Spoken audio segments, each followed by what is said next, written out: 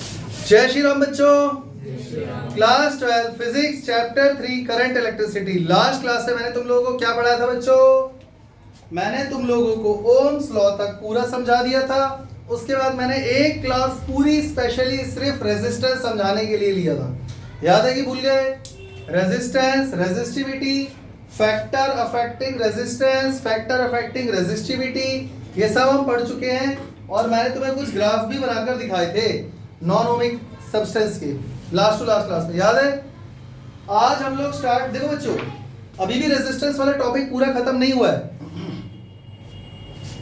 Resistance जब से हम पढ़ रहे हैं तब से हमने ये देखा कि वो किस पे डिपेंड नहीं कर रहा है और किस पे डिपेंड कर रहा है। हाँ या ना? टेम्परेचर पे भी तो डिपेंड कर रहा है, लेकिन अभी तक हमको ये नहीं पता कि टेम्परेचर का क्या इफेक्ट पड़ता है किसी भी सब्सटेंस के रेजिस्टेंस पे। आज पूरी एक क्लास उसी को समझाने में लग जाएगी। What is the effect of temperature on the resistance of a substance. समझ में आ गया? ध्यान से सुनोगे, डेप्थ में जाके चीजें समझोगे तो कभी जीवन में नहीं भूलोगे। और अगर ऊपर ऊपर से सुनोगे ऐसे ही कि भाई चलो ठीक है 10-15 मिनट में निपटा दो, तो उससे मजा नहीं आता। समझ में आ गया? करें शुरू। यानी आज हम क्या पढ़ने जा रहे हैं बच्चों? Effect of temperature on the resistance of substances।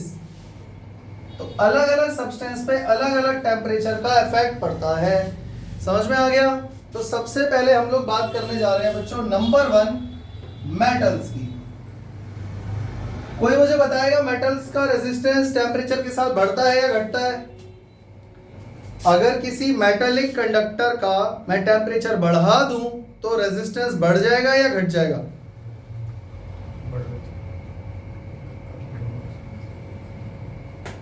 अगर तुम्हें नहीं पता तो सबसे पहले ये बात रट लो।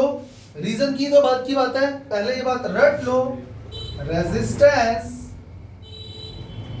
ऑफ मेटल्स या मेटालिक कंडक्टर भी लिख सकते हो, increases with rise in temperature.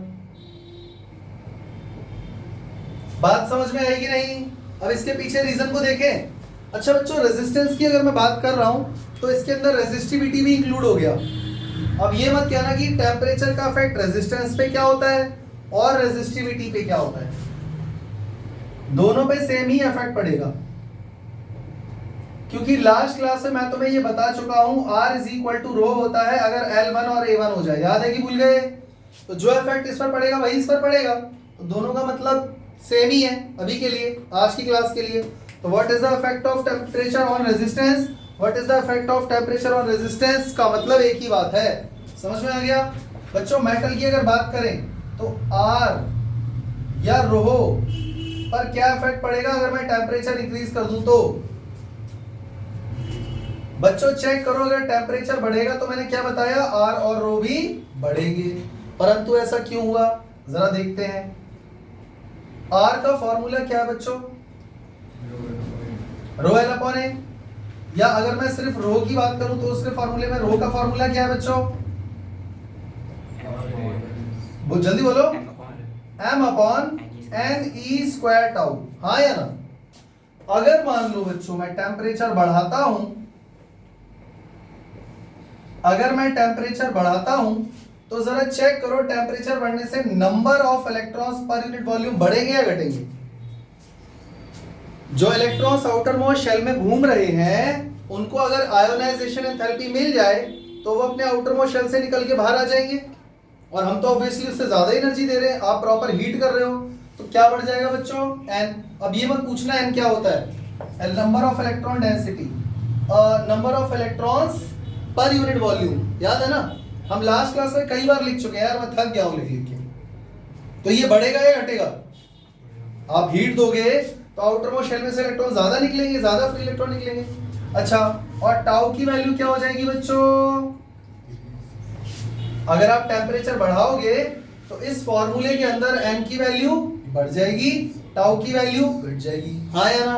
अब बच्चों जल्दी बता दो, अगर n की वैल्यू बढ़ेगी तो r की वैल्यू पर क्या फर्क पड़ेगा? आर या फिर रो की वैल्यू पर क्या फर्क पड़ेगा, क्योंकि इन्वर्सली है। तो अगर एन बढ़ गया तो रेजिस्टेंस क्या हो जाना चाहिए, कम। पर सर आपने तो कहा था कि रेजिस्टेंस बढ़ जाता है। अभी आ रहे हैं, आगे चलते हैं। और बच्चों टाउ अगर घटेगा तो चेक करो आर या फिर रो इनवर्सली प्रोपोर्शनल टू टाउ है, यानी टेम्परेचर अगर बढ़े, अच्छा टेम्परेचर बढ़ने पर ये क्यों कम हुआ ये भी बता दो। हम जानते हैं कि टाउ का मतलब होता है एवरेज कॉलिजन टाइम, और ये भी मैं कई बार बता चुका हूं।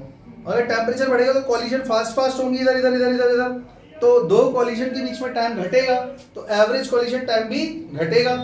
तो टेम्परेचर बढ़ाओगे तो टाउ की वैल्यू कम होगी, टाउ की वैल्यू कम होगी तो क्योंकि ये इनवर्सली प्रोपोर्शनल है तो रेजिस्टेंस क्या होगा, बढ़ेगा।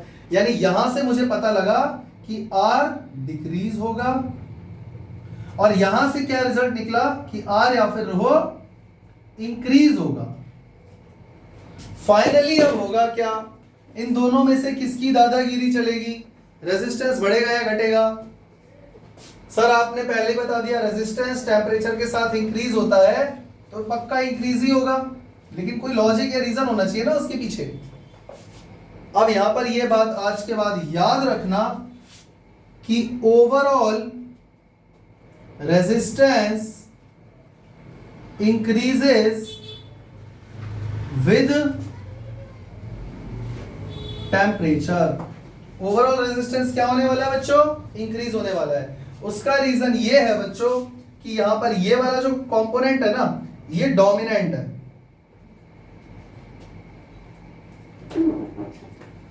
डोमिनेटिंग फैक्टर है। ऐसा नहीं है कि टेम्परेचर बढ़ने से सिर्फ इसी पर फर्क पड़ रहा है, इस पर फर्क नहीं पड़ रहा है, दोनों पे फर्क पड़ रहा है और ये दोनों रिजल्ट सामने आ रहे हैं, पर ये डोमिनेटिंग फैक्टर है। इसी वजह से मेटल्स में रेजिस्टेंस टेम्परेचर के साथ बढ़ता है। अब ये कैसे पता चला कि ये डोमिनेटिंग फैक्टर है, इसका भी कोई रीजन होगा। तो सिंपल सी बात है, कोई मेटल कंडक्टर लिया गया होगा, उसमें इलेक्ट्रिसिटी पास कराई गई होगी, रेजिस्टेंस मेजर किया गया होगा, फिर टेम्परेचर बढ़ाकर उसका रेजिस्टेंस मेजर किया गया होगा, तो हर बार टेम्परेचर बढ़ाने से उसका रेजिस्टेंस ज्यादा मिल रहा होगा।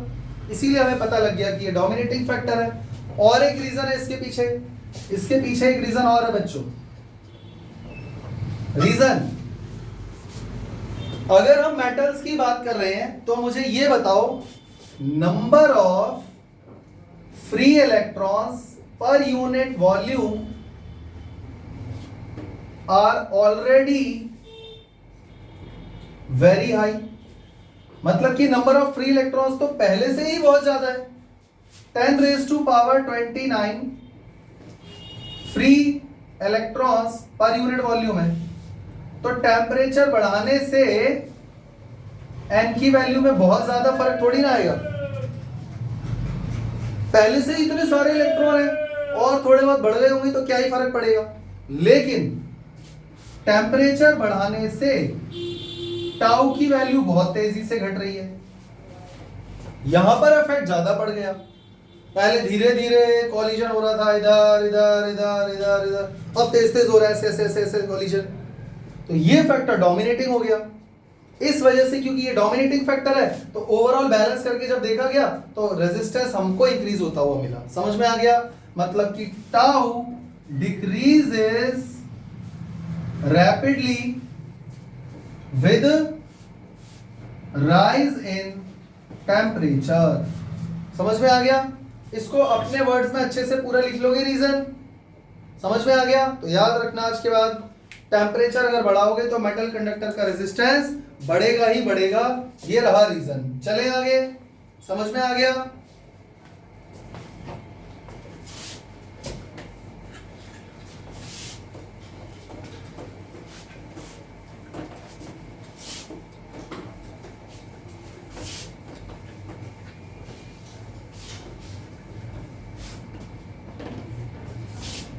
नंबर 2 बच्चों, बात करें अगर सेमीकंडक्टर की तो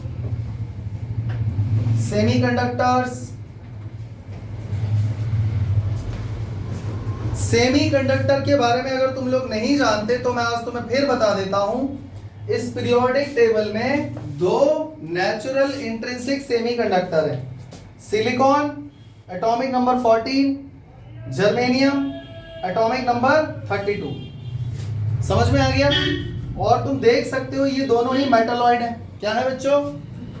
मेटलॉइड। अगर मैं नेचुरल सेमीकंडक्टर की बात करूं, इंट्रिंसिक सेमीकंडक्टर की बात करूं, तो सिलिकॉन और जर्मेनियम दो ऐसे सेमीकंडक्टर हैं जो नेचुरल है और ये मेटलॉइड भी है। तो जरा चेक करो ये मेटल है या नॉन मेटल है? ये दोनों की प्रॉपर्टी शो कर रहे हैं। ना ही ये बहुत अच्छे मेटल है, ना ही बहुत अच्छे नॉन मेटल है, ना ही ये बहुत अच्छे गुड कंडक्टर ऑफ इलेक्ट्रिसिटी है, ना ही बहुत पुअर है। ये बीच में आते हैं। तो क्या हम इन्हें कंडक्टर की तरह यूज कर सकते हैं अगर बीच में आते हैं तो अगर ये बहुत सारे फ्री इलेक्ट्रॉन्स हमको दे दें तो कंडक्टर बन जाएंगे। तो इसका मतलब ये नॉर्मली इलेक्ट्रिसिटी कंडक्ट नहीं करते, इनको थोड़ी स्टिमुलेशन चाहिए, गुस्सा चाहिए, एनर्जी चाहिए। मतलब कुछ लोग होते हैं ना, उन्हें गुस्सा दिलाओ तभी वो काम करेंगे, वरना वो पड़े रहते हैं। ये वैसे ही है। इनको स्ट्रॉन्ग इलेक्ट्रिक फील्ड दे दो, टेम्परेचर बढ़ा दो, डोपिंग कर दो, मिलावट कर दो, तो ये कंडक्टर की तरह बिहेव करने लगते हैं। मतलब उतने अच्छे कंडक्टर तो नहीं बन जाते, पर हाँ इलेक्ट्रिसिटी कंडक्ट करना शुरू कर देते हैं। इतनी बात सबको समझ में आ गई? तो बहुत डिटेल में जाकर अभी कोई फायदा नहीं है, पर अभी मेरी बात सबको समझ में आ गई ना? तो सेमीकंडक्टर के बारे में अगर हम बात करें, अभी मैंने बताया अगर इनको थोड़ा गुस्सा दिलाएं, स्टिमुलेशन करें, तो ये इलेक्ट्रिसिटी कंडक्ट करने लग जाएंगे। अब आप मुझे बताओ, अगर मैंने टेम्परेचर बढ़ा दिया तो इनके रेजिस्टेंस पर क्या इफेक्ट पड़ेगा? दिमाग लगा के बताओ। अगर इनको तो चाहिए ही ना कि मेरा को कोई गुस्सा दिलाए, टेम्परेचर बढ़ाए, एनर्जी दे, तो जैसे मैं टेम्परेचर बढ़ाऊंगा रेजिस्टेंस कम हो जाएगा, क्योंकि रेजिस्टेंस कम होगा तभी तो इलेक्ट्रिसिटी फ्लो होगी। नहीं आ रहा समझ में? आप ये लॉजिक लगा के समझ लो।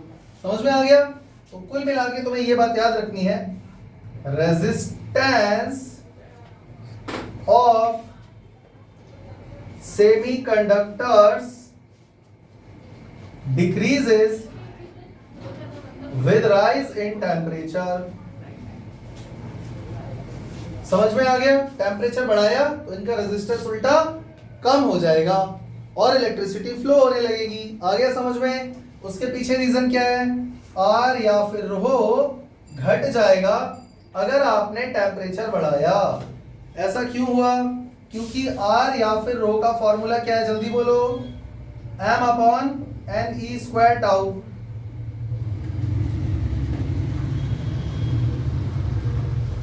अब जरा चेक करो इस फॉर्मूले पर क्या इफेक्ट पड़ेगा।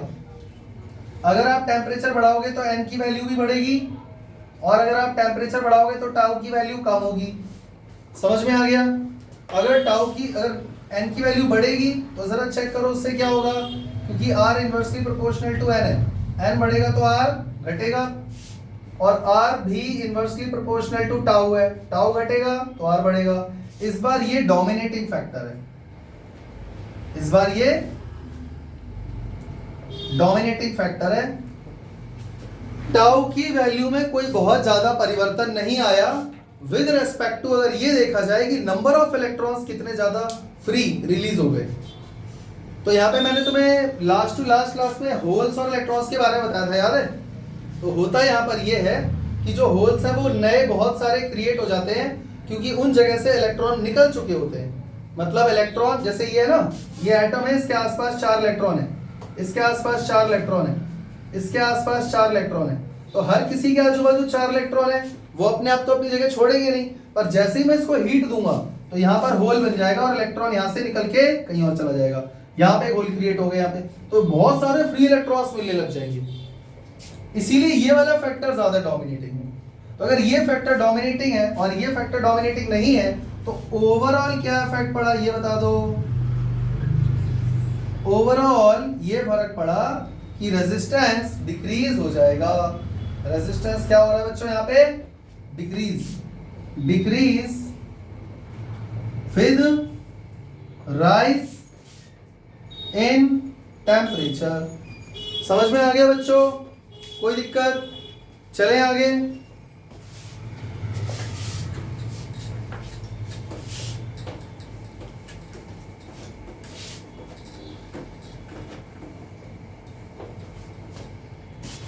मेटल हो गए, सेमीकंडक्टर हो गए, अलॉयज। Number 3 alloys. टेम्परेचर का अलॉयज के रेजिस्टेंस पर क्या इफेक्ट पड़ता है? पहले अपना दिमाग लगाओ फिर बताना। अगर मैं टेम्परेचर बढ़ा दूं तो अलॉयज के रेजिस्टेंस पर क्या इफेक्ट पड़ेगा, आपको क्या लगता है? अलॉयज के रेजिस्टेंस पर टेम्परेचर का कोई इफेक्ट नहीं पड़ता है। समझ में आ गया? यानी कितना भी टेम्परेचर बढ़ा लो, कितना भी टेम्परेचर कम कर लो, उनका रेजिस्टेंस उतना का उतना ही रहता है। वैसे अगर बहुत ज्यादा डीप में जाके देखोगे तो उनका रेजिस्टेंस टेम्परेचर के साथ बढ़ता है। पर तुम्हें यहां बढ़ता हुआ दिख रहा है? ठीक से देखो, ठीक से देखो, डॉटेड लाइन हॉरिजॉन्टल लाइन है और रेजिस्टेंस थोड़ा सा बढ़ गया है, पर वो इतना कम बढ़ा है कि वो आंखों से फर्क दिखने वाला नहीं है। मेरी बात समझ पा रहे हो मैं क्या कहना चाह रहा हूं? यानी अलॉयज का रेजिस्टेंस टेम्परेचर के साथ ओवरऑल देखा जाए तो कोई खास फर्क नहीं पड़ता, तो नहीं पड़ता। अगर तुम्हें इसका लाइव एग्जांपल चाहिए तो आप ऐसे समझ लो, आपके घर में हीटर है, अरे वो पुराने जमाने वाला कॉइल वाला हीटर, हीटर, अरे वो हीटर नहीं आता था एक रूम हीटर, उसमें कॉइल होती है, उसको ऑन करो इलेक्ट्रिसिटी से चलता है तो वो ग्लो होता है, ऑरेंज कलर की लाइट निकलती है, उसकी बात कर रहा हूं। तो वो जो कॉइल है वो कौन से सब्सटेंस से बनी हुई है बच्चों? नाइक्रोम अलॉय है। तो जरा चेक करो वो कितना गर्म हो जाता है, इतना गर्म हो जाता है कि वो मतलब लाइट निकलने लगती है उससे, हाँ या ना? तो क्या उससे रेजिस्टेंस, क्योंकि वो गर्म हो रहा है, तो अगर उसका रेजिस्टेंस बढ़ रहा होता तो इलेक्ट्रिसिटी फ्लो ही नहीं हो पाती उसके थ्रू, सर्किट ब्रेक हो जाता, हाँ या ना? पर क्या ऐसा होता है? इसका मतलब ये हुआ रेजिस्टेंस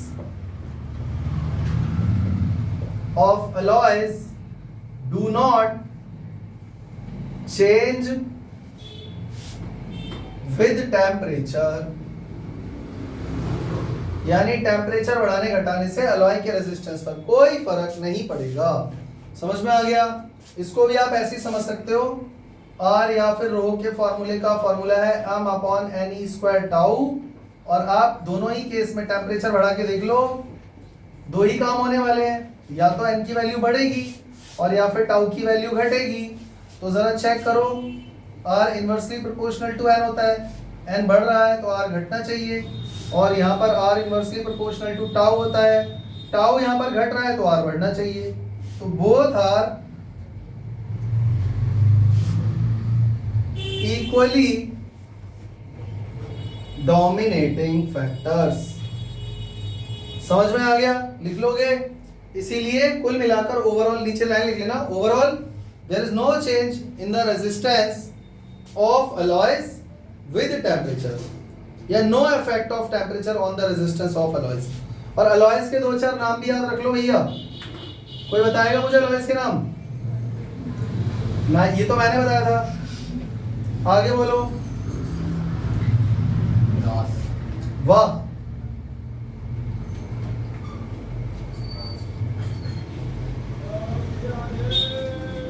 ये याद रखना तीनों। समझ में आ गया? नाइक्रोम, कॉन्स्टेंटाइन, मैंगनीज, याद रहेगा। 10th क्लास की साइंस की बुक में करंट इलेक्ट्रिसिटी चैप्टर 10 दिया हुआ है, उसको खोलना, उसमें टेबल दिया हुआ है जिसमें हर सब्सटेंस का रेजिस्टेंस दिया हुआ है, याद है? वहां अलॉयज का भी रेजिस्टेंस दिया हुआ है और वहां यही तीनों नाम लिखे हुए हैं। अगर आप ये जानना चाहते हो कि ये नाइक्रोम किस चीज से मिलकर बना है, तो ब्रैकेट में उसके आगे ये भी लिखा हुआ है कि ये किन चीजों को मिला के बना है, निकल, क्रोमियम और भी चीजें ऐसी, कॉन्स्टेंटाइन और मैंगनीज किन चीजों से मिलकर बना है वो बुक में आपको मिल जाएगा। समझ में आ गया? अभी मुझे वो डाटा याद नहीं है, पर आप एटलीस्ट ये अलॉयज के नाम याद तो कर ही लो। समझ में आ गया? चले आगे। अभी तक जो मैंने तुम्हें समझाया कि टेम्परेचर का क्या इफेक्ट पड़ता है रेजिस्टेंस पे, वो भी एक थ्योरी ही थी, कोई मैथमेटिकल फॉर्मूला हाथ नहीं लगा। अब हम पढ़ने जा रहे हैं टेम्परेचर डिपेंडेंस ऑफ रेजिस्टेंस और रेजिस्टिविटी, किसी भी सब्सटेंस का रेजिस्टेंस या रेजिस्टिविटी टेम्परेचर पे डिपेंड करता है, ये तो सच है, लेकिन किस वे में, कोई मैथमेटिकल फॉर्मूला तो दो। थ्योरेटिकली पता तो लग गया बढ़ेगा घटेगा, पर कितना बढ़ेगा, मतलब मैं कितना टेम्परेचर रेज करूं तो सब्सटेंस का कितना रेजिस्टेंस बढ़ेगा। समझ में आ गया? तो बच्चों मान लेते हैं R naught is the resistance of substance at T is equal to 0 degree Celsius को केल्विन। हम लोग मान लेते हैं कि इसको, या तो एक काम करो, इसको आप ऐसे कर लो, T1 मान लो, T1 डिग्री सेल्सियस। समझ में आ गया? 0 डिग्री पे या T1 टेम्परेचर पे जो रेजिस्टेंस है वो R नॉट है, और RT मान लेते हैं resistance of same substance eight T2 degree Celsius. तो T1 T2 पे दो अलग अलग टेम्परेचर हमारे पास रेजिस्टेंस आ गए। समझ में आ गया? बच्चों देखो टेम्परेचर में कितने का फर्क आया। अगर मैं तुमसे पूछूं व्हाट इज डेल्टा T, तो आप सीधा बोलोगे T2 minus T1 degree Celsius, और केल्विन में होता है तब भी आंसर डिफरेंस तो सेम ही आएगा, हाँ या ना? बच्चों dr क्या हो गया? Change in resistance. भाई रेजिस्टेंस में कितना फर्क आया, हाँ या ना? तो अब सवाल ये है कि dr किन किन चीजों पे डिपेंड करता है। dr या मतलब कितना चेंज आएगा रेजिस्टेंस में। मेरी बात समझ रहे हो? देखो डायरेक्ट फॉर्मूला लिखने का कोई फायदा नहीं है, पहले आपको समझना पड़ेगा। चेंज इन रेजिस्टेंस dr मतलब RT माइनस R नॉट, कितना चेंज आया, पहले आप अपना दिमाग लगाओ वो किन किन चीजों पे डिपेंड करता है। dr depends on R not, sorry ये तो केमिस्ट्री का R नॉट हो गया। dr depends on R not, मतलब कि ये सीधा सीधा डिपेंड करता है इनिशियल रेजिस्टेंस पे, कि T is equal to 0 degree Celsius पे आखिर कितना रेजिस्टेंस था। और किस पे डिपेंड करता है? dr डिपेंड्स ऑन dt, इसको dt बोलो या डेल्टा T एक ही बात है, मतलब कि rise in temperature, rise in temperature. भाई सिंपल सी बात है, जितना ज्यादा टेम्परेचर बढ़ाओगे उतना ही ज्यादा रेजिस्टेंस बढ़ेगा। मेटल की बात करें, कंडक्टर की बात करें तो, हाँ या ना? इन दो चीजों पे तो सीधा सीधा ही डिपेंड कर रहा है। और किस पे डिपेंड कर रहा है बच्चों? तो इन दोनों को कंबाइन कर दो, combine equation first and second, यानी dr directly proportional to R naught into dt। अब इसके पीछे का पहले लॉजिक समझते हैं, क्या ये सही भी है? रेजिस्टेंस में कितना ज्यादा वेरिएशन आएगा, जैसे सुनो, टेम्परेचर बढ़ाया थोड़ा सा तो रेजिस्टेंस बढ़ गया बहुत ज्यादा, या फिर टेम्परेचर बढ़ाया थोड़ा सा और रेजिस्टेंस बहुत थोड़ा सा बढ़ा। टेम्परेचर में चेंज आएगा तो रेजिस्टेंस में चेंज आएगा, ये तो फैक्ट है, पर टेम्परेचर में चेंज आने से रेजिस्टेंस में कितना चेंज आएगा, कितना ज्यादा वेरी करेगा, ये कैसे पता चलेगा? इसके लिए बच्चों च्युइंगम का एग्जांपल लेते हैं। अगर च्युइंगम छोटी है, मतलब मान लो पहले से ही च्युइंगम का साइज छोटा सा है, उसमें चेंज जब आप उसको खींचोगे तो उसमें मैक्सिमम चेंज कितना आएगा? थोड़ा सा ही आएगा। अगर च्युइंगम बड़ी है तो जब आप उसको खींचोगे तो ऑलरेडी क्योंकि वो पहले से ही बड़ी है तो उसमें खींचने पर चेंज भी ज्यादा ही आएगा, इंक्रीज ज्यादा आएगा। नहीं आया समझ में? बेकार एग्जांपल था, समझ में आ गया पक्का? तो आप ऐसे ही समझो, अगर इनिशियल रेजिस्टेंस ज्यादा है तो टेम्परेचर बढ़ाने से उसमें चेंज भी ज्यादा आएगा। समझ में आ गया?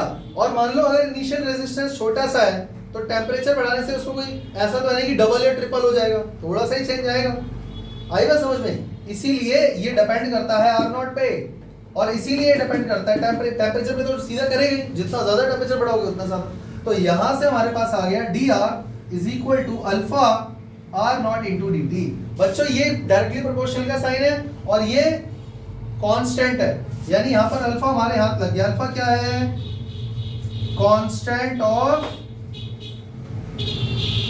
प्रोपोर्शनैलिटी। बच्चों अल्फा क्या है? टेम्परेचर कोएफिशिएंट ऑफ रेजिस्टेंस, और इसकी एसआई यूनिट क्या है? कौन बताएगा? चेक करो बच्चों, अल्फा की एसआई यूनिट अगर आपको निकालनी है तो डी आर के अपॉन में आर नॉट डी टी आ जाएगा। डी आर के अपॉन में R not into D T आ जाएगा। हाँ या ना? तो बच्चों चेक करो, डी आर का मतलब क्या है? Change in resistance. Change in resistance भी एक रेजिस्टेंस ही होता है। नीचे क्या है? Are naught. आर नॉट भी एक रेजिस्टेंस है। D T change in temperature. Change in temperature भी एक टेम्परेचर ही होता है। तो इसकी यूनिट क्या हो गई? पर डिग्री सेल्सियस। ओ सॉरी, थोड़ा छोटा अंडा बनाना है। क्या हो गई बच्चों? Degree Celsius -1। नहीं आया समझ में? आ गया समझ में? पर अभी तक हमारे पास कोई ऐसी इक्वेशन हाथ नहीं आई जिससे न्यूमेरिकल कर सके। तो चलते हैं यहां पे।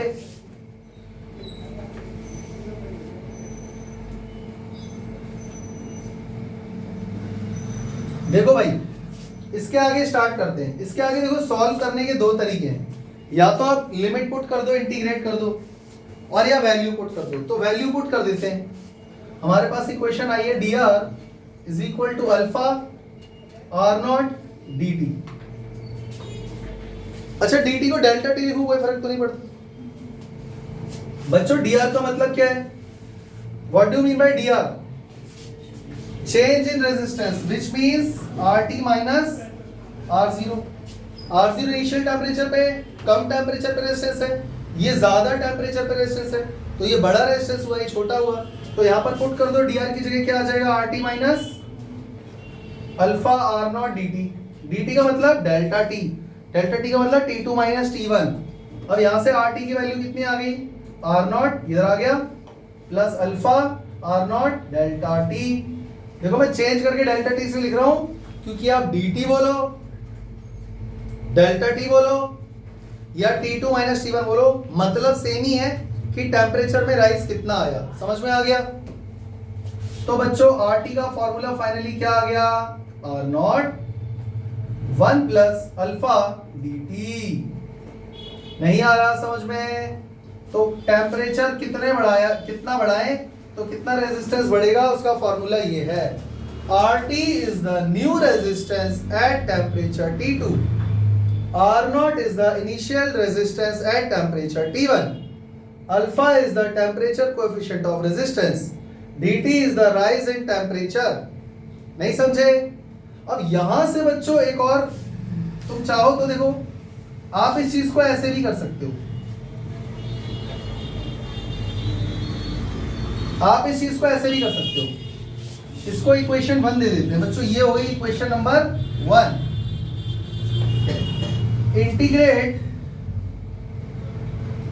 Integrate both sides equation number 1। इसको इंटीग्रेट कर दो बच्चों। इंटीग्रेशन किसका हो रहा है? 1 इंटू डी आर का। कहां से लेकर कहां तक? आर नॉट से लेकर आर टी तक। हाँ या ना? इज इक्वल टू, इधर भी इंटीग्रेट करोगे बच्चों, कांस्टेंट बाहर आ जाएगा।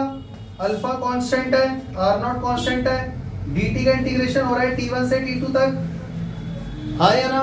तो यहाँ पर क्या 1 इंटू डी आर क्या हो जाएगा? आर लिमिट पुट कर दो, R naught R T alpha R naught 1 into D T T हो जाएगा T1 T2। वैल्यू पुट करो, R T minus R naught is equal to alpha R naught T2 minus T1। बच्चों check करो, R T equal to कितना हो गया? R naught plus alpha R naught delta T. R T की value क्या आ गई? R naught 1 plus alpha. Check करना ऊपर और नीचे इक्वेशन सेम आई है। तो आप इन दोनों में से जो मेथड अच्छा लगे उससे कर लेना। मैंने दोनों से करवा दिया। आपको इंटीग्रेट करना है इंटीग्रेट कर लो, आपको ये करना है ये कर लो। मेरे को ये इजी इसलिए लग रहा है क्योंकि इंटीग्रेशन का झमेला नहीं है और सीधा वैल्यू पुट करनी है। सबको पता है डी आर की वैल्यू क्या है और डी टी की वैल्यू क्या है। क्लियर हो गया? तो इन दोनों में से कौन सा इरेज करूं बच्चों? आप ये दोनों कर लेना, मेथड 1 मेथड 2 डाल के। ठीक है, मैं ये इरेज कर दे रहा हूं क्योंकि मुझे और भी लिखना है कुछ। तो अब हमारे पास एक फाइनल फॉर्मूला आ गया जिससे हम लोग रेजिस्टेंस, न्यू रेजिस्टेंस फाइंड कर सकते हैं जब नए टेम्परेचर पे। समझ में आ गया? अब यहां से अगर कोई आपसे अल्फा की वैल्यू पूछ ले तो temperature coefficient of resistance for metals, for फलाना मेटल, अल्फा की वैल्यू बताइए फॉर सेमीकंडक्टर या मेटलॉइड या अलॉय, तो यहां से हमारे पास अल्फा। अच्छा एक और बात बच्चों, rho T is equal to rho naught 1 plus alpha D T, ये समझ में आ गया या इसको अलग से इलैबोरेट करूं? यानी अगर आपको रेजिस्टिविटी का रिलेशन पूछा गया है टेम्परेचर से, सेम डेरिवेशन बिल्कुल ऐसे ही चलेगी, इसीलिए मैंने पूरा सॉल्व करने के बजाय ये इक्वेशन बना दी। ये रेजिस्टिविटी के टर्म्स में, resistivity at temperature T1, resistivity at temperature T2, alpha वही है। समझ में आ गया? यहां से कोई मुझे अल्फा की वैल्यू निकाल के बता सकता है? अल्फा अल्फा चेक करो, RT इसी वाली इक्वेशन से निकाल लो, RT माइनस आर नॉट, ये रहा, is equal to alpha R not D T. तो चेक करो अल्फा की वैल्यू क्या हो गई बच्चों, RT minus R naught upon R not into D T. क्या मैं लिख सकता हूं, rho T minus rho naught upon rho naught D T. यहां से हमारे पास अल्फा के दो फॉर्मूले आ गए, रेजिस्टेंस के टर्म्स में और रेजिस्टिविटी के टर्म्स में। कोई दिक्कत? ये वाला फॉर्मूला कहां से आया, इस वाली इक्वेशन से। ये फॉर्मूला कहां से आया, इस वाली इक्वेशन से। तो दिक्कत क्या है, दिक्कत क्या है? कुछ नहीं है, कुछ नहीं आया समझ में। तो अल्फा क्या है, what do you mean by alpha? Alpha is different for different materials. Obvious सी बात है, अलग अलग सब्सटेंस का अल्फा अलग अलग ही होगा, हाँ या ना?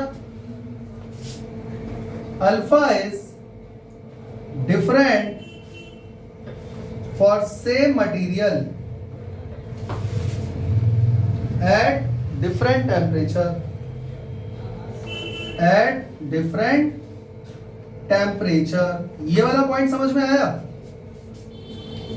अलग अलग वस्तुओं के लिए अल्फा का मान अलग अलग होगा, परंतु सेम वस्तु के लिए भी अल्फा का मान भिन्न भिन्न हो सकता है यदि आप भिन्न भिन्न तापमान लेते हैं तो। अरे समझ गए या नहीं? डिफरेंट टेम्परेचर पे अल्फा की वैल्यू सेम सब्सटेंस के लिए भी डिफरेंट हो सकती है। कोई दिक्कत? चले आगे। यानी कि अब हम पढ़ने जा रहे हैं बच्चों ग्राफ ऑफ डिफरेंट मटीरियल्स। और ग्राफ हम किसका बना रहे हैं, रेजिस्टेंस वर्सेस टेम्परेचर। तो आज हमने कुल मिलाकर जो भी पढ़ा वो दो अलग अलग चीजें पढ़ी। देखो अभी भी हमने आर और टी का जो रिलेशन पढ़ा है वो तो मेटल्स के लिए एप्लीकेबल है या सबके लिए, सबके लिए। और उससे पहले जो हमने पढ़ा था वो भी उसमें तीनों चीजें पढ़ ली थी, सेमीकंडक्टर, मेटल एंड अलॉयज, हाँ या ना? तो ग्राफिकली जरा हम इसको समझने की कोशिश करते हैं बच्चों। जैसे मान के चलो अगर मैं बात कर रहा हूं मेटल्स की या गुड कंडक्टर की, तो अगर मान लो मैं टेम्परेचर को बढ़ाता हूं, एक्स एक्सिस पे क्या है टेम्परेचर, वाई एक्सिस टेढ़ा क्यों हो गया भाई? वाई एक्सिस पे है रेजिस्टेंस या फिर रेजिस्टिविटी। तो मुझे बताओ टेम्परेचर बढ़ाने से मेटल्स का रेजिस्टेंस बढ़ेगा या घटेगा? जल्दी बोलो। बढ़ेगा, बताया तो था। पर इसका ग्राफ बच्चों ऐसा नहीं आता। ऐसा इसलिए क्योंकि एक बात बताओ, जब आप टेम्परेचर बढ़ा रहे हो रेजिस्टेंस बढ़ रहा है, नो डाउट, पर जब टेम्परेचर 0 था तो क्या रेजिस्टेंस 0 था क्या? फिर यहां से क्यों बनाया? तो ये ग्राफ ऐसे बनेगा, याद रहेगा।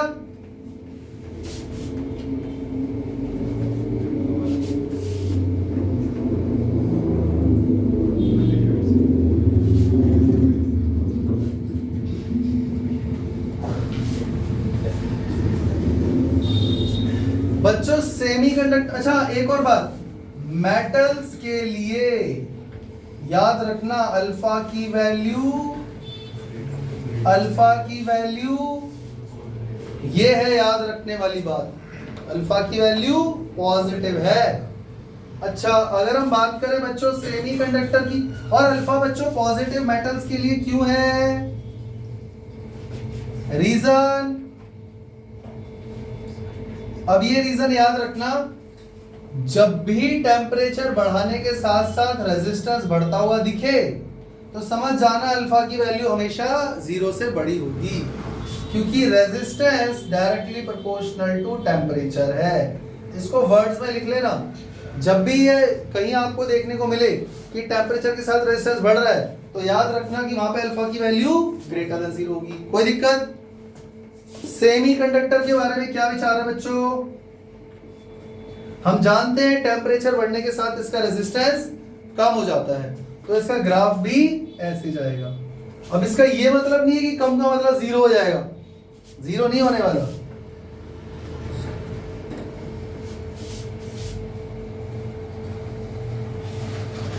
ऐसे चला जाएगा, समझ में आ गया? और यहां पे सेमीकंडक्टर के लिए अल्फा की वैल्यू लेस देन 0 होगी, अल्फा की वैल्यू नेगेटिव होगी। यहां से एमसीक्यू आते हैं, यानी सिर्फ अल्फा की वैल्यू पॉजिटिव या नेगेटिव से भी एमसीक्यू आ सकता है।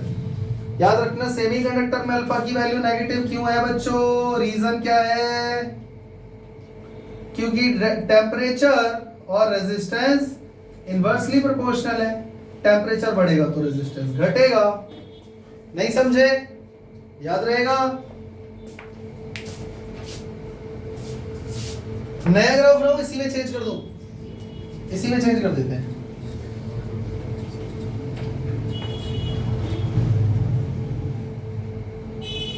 मान लो बच्चों अब हम बात कर रहे हैं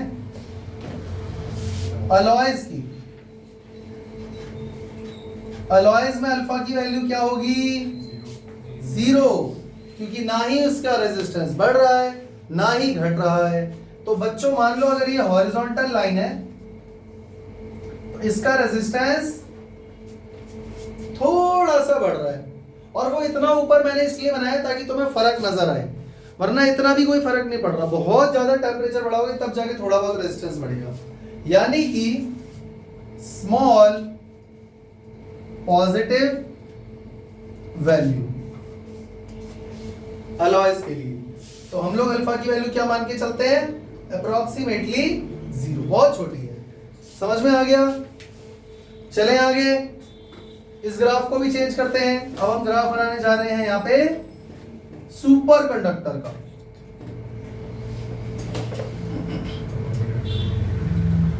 सेमी हटा के सुपर कंडक्टर, तो इसका रेजिस्टेंस जो है इस तरह से जाएगा। ये याद रखना बच्चों, इसमें भी अल्फा की वैल्यू ग्रेटर देन 0 ही होगी, क्योंकि सुपर कंडक्टर कौन होता है बच्चों? सिल्वर, कॉपर, तो है तो मेटल ही ना, तो इसीलिए अल्फा की वैल्यू कैसी होगी? Greater than 0। समझ में आ गया? चले आगे, ये 4 ग्राफ कॉपी में बनाकर याद कर लोगे या नहीं कर पाओगे? ठीक है। इसके अलावा 1-2 क्वेश्चन मैं तुमसे और पूछने जा रहा हूं।